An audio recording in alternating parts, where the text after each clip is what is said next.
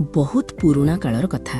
उत्कल ओडिशा देशरे गोटिए सुंदर गाँ थिला जार ना थिला प्रथमपुर। सेठारे अनंत और सुभद्रा नामक दुई जण पति पत्नी रहुथिले। अनंत थिले गाँर मुख्य पुजारी। से सर्वदा माँ बसुमती को प्रार्थना करुथिले जे तांको कोलको एक संतान आसु।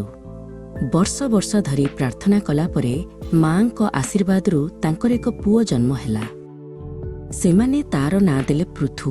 पृथु थिला सेमानंकर प्रथम संतान। किंतु पृथु जन्म हेबा परे अनंतंक मनरे एक चिंता आसिला। प्रथम संतान को किपरि अधिक सुरक्षा और दीर्घायु आशीर्वाद मिलिबो। सेतेबेले प्रथम संतान मानंकर शुभकामना पई कौनसी विशेष पर्व नथिला। अनंत तांकर चिंता को नहीं सीधा माँ बसुमतींक पाखकु गले। से प्रतिदिन निष्ठार सह प्रार्थना कले। दिने मार्गशीर मासर कृष्णपक्ष अष्टमी तिथिरे अनंतंक निष्ठापर प्रार्थना शुणी माँ बसुमती आविर्भाव हेले। तांको मुखमंडल दिव्य आलोकरे झलसुथिला।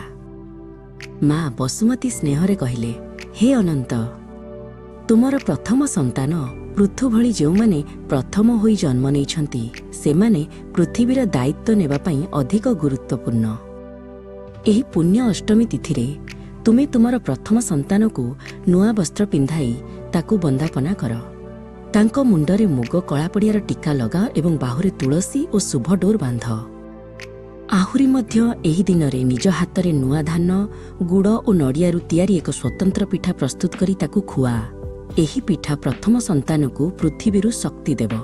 एहार ना हेउ एंडुरी पिठा। माँ बसुमती कहिले, जेउमाने एही विधि पालन करिवे सेमानंकर प्रथम संतान पृथु भଳି दीर्घायु और ज्ञानी हेबो। एही पर्वर ना हेबो प्रथमाष्टमी। एहा कहि माँ बसुमती अंतर्धान हेले। सेही दिनठारु उत्कलर लोकमाने प्रथमाष्टमी पर्व पालन करि आसुछन्ति। प्रथम संतान को पोढ़ुआ करा जाए एवं एंडुरी पिठा खिया जाए। एहीपरि भावरे पृथु को दीर्घायुर आशीर्वाद मिलिथिला।